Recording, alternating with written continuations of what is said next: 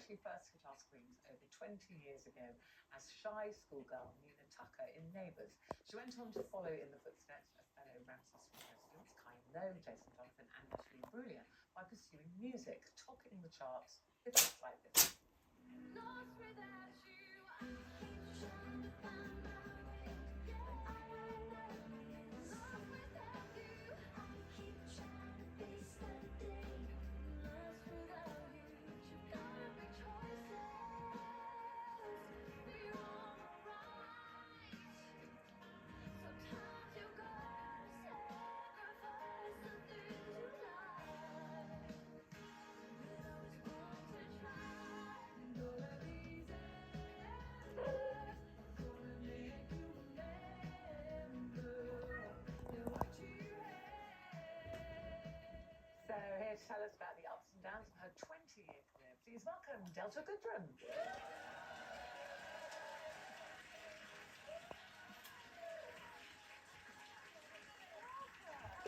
thank you so much. How lovely to see you. I mean, 20-year career and you're only 40, aren't you? Yes, yes. Just getting started. You're just getting started and so young when you started, Delta. But I was reading about you saying that you believe you manifested your music career from a very young age.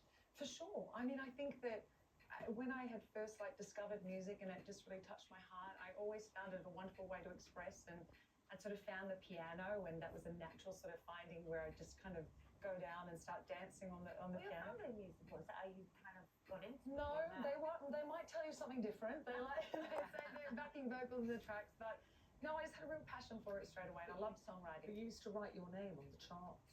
I did. Cross out someone else's. Definitely. So I was signed to Sony when I was about 14, 15 years old, but I started in TV when I was about 7 years old, just by accident, actually. I just loved being playful. And I did. When I was just signed to Sony, I whited out the ARIA charts, our Australian music charts, and had written my name. But my first song I had out didn't do anything too exciting, but I was like, I feel like if we just keep working hard, and then that first album was the highest selling album and longest #1 in Australia, and it's a very treasured time in my life. It was huge. And then where did Neighbours come into all that? Yeah, I mean, I was signed to Sony just before Neighbours, and then I went on as a singer to Neighbours, where we ended up writing a character with Nina, and ended up writing Born to Try into that storyline. And did you miss the music, or had you made that choice then, like, well, I'm going to be an actress now for a while? I never saw it as one or the other. I was always very much of that it was the arts, and I loved the variety, and I still love the variety, which has been kind of my path ever since then. Whether it was we did The Voice, I was a coach on The Voice for 10 years in Australia. Do you think you would you still act? Do you still act? Yeah, we just had a Netflix show called Love Is in the Air, which was a movie last year, and that was a really wonderful. I mean, you're actresses, so you've been a part of it. Of course, and also speaking of actresses, Olivia Newton-John, one of all of our icons, who was also a singer actress from Australia. Absolutely, and she was one of your best friends, right? You got really close. Yeah, she's been a kindred of mine my whole life. I always looked up to her, loved her as an Australian icon, and when I was diagnosed with cancer, she came into my life, and we became just kindreds of anything that we, in her philanthropic ways, and how could I help, how could she help, and we both came together as a team, and also just, she was always my mentor, and were you starstruck at all when you first met her? Did you feel that? Well, actually, when I first met her, I was 7 years old. Oh. And I was at a cafe in New York, and I saw her walk past. I was with my mum having a hot chocolate, and I went, there's Sandy, there's Sandy, there's Sandy. She heard my Australian accent and came over and said, hello, Wow. She didn't say my name, but she said hello, and she said, I hope I see you around tomorrow. Little did she know we were going to see each other. Because you do get very nervous, don't you, in front of these kind of celebrities like Chris Martin. You just seem to lose the ability to speak when he's around. Look, I have been so honoured to get to collaborate and work with some of the very best. Obviously, being on The Voice, we had great panels like Ricky Martin and Seal and Boy Jordan, strong personalities. But Chris Martin does, I just love that band so much. I think that they are just, they're so inspiring. As a piano girl, I've always just found them to be just exude. You said you get nervous and kind of say stupid things. No, it's embarrassing. Every time I've ever met him, I've always just not been able to. But it comes from such a respect that I turn into not being able to form a sentence, which is happening now. Adorable.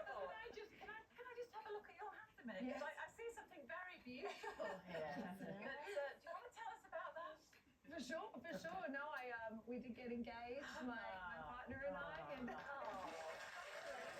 thank you. I feel very lucky. I feel the luckiest girl in the world. Where did you meet? Well, it was through then- music. It was he was my guitarist. He walked in and we were doing an arena show. It was 2016 in Australia, and we honestly became best friends, and that's really where it came from. And then now we collaborate on everything together. We work on all the shows together. We get to do the tours together and the shows, and So when you announced your engagement, all the gigs you were doing, everyone was like applauding. It's like in a big party. honestly, it felt like I had done an engagement tour. We had actually done the Innocent Eyes anniversary shows, which is what we're doing in the Second Identity ones at the moment. But we'd done the first one, and every city we went to, I'd grown up in front of Australians very closely, and it honestly felt like we'd actually done an engagement tour and talked about it. And so Your honeymoon tour next. Yeah. You are here because you're playing the Hackney Empire tomorrow. I am, yes, very And, excited. The day after, what's tomorrow? Wednesday. Wednesday and Thursday, yes. This is your Mistaken Identity. This is your 20th anniversary tour, so that's very special for you. It is. We'd learned this format to play. Well, it was to play the album top to bottom, and it's such an amazing way because obviously it was the CD 20 years ago, and you listened to every single song and you wanted to read about the stories. And I love being able to be on stage and talk about what we're from a new perspective of right now, and also what did I learn from that moment. And that album had a lot of gravity to it from what had kind of gone on in my life, and looking at it from this perspective and getting to sing and celebrate that music and the record. And it's spent a lot of time here in the UK. And with it's that, so lovely that you're celebrating. You've still got that passion. You can feel it coming out. Yes, It's so lovely. We have a great time at the shows. It's my favourite Yeah, place. but I'm sure everyone coming will have a great time. And we're going to be talking about baby names after the break. And your name is very interesting. Tell Yes. us how you got your name. You know what when I saw you saying about grandparents, I was like, my grandparents, they were also on the train of why are you calling your daughter Delta? So I can safely say they had the same, feeling and reaction. And my parents were staunch. It was from Joe Cocker, the song Delta Lady. Oh, you're mine, yes, you're mine. That's the one. Yes. Oh, it's nice. Delta Lady. So they were at a concert and heard that. They were at a concert. Yeah, so Mum was pregnant and Joe Cocker opened the show with Delta Lady. They loved Joe Cocker. They are not musical. I've never heard of another Delta. I love it. Yeah. Lovely name. Lovely story. I think. Yeah, Listen, have a great tour, the Mistaken Identity tour at Hackney Empire tomorrow and Thursday. Thank you very much. I appreciate it. Time. Thank you very much.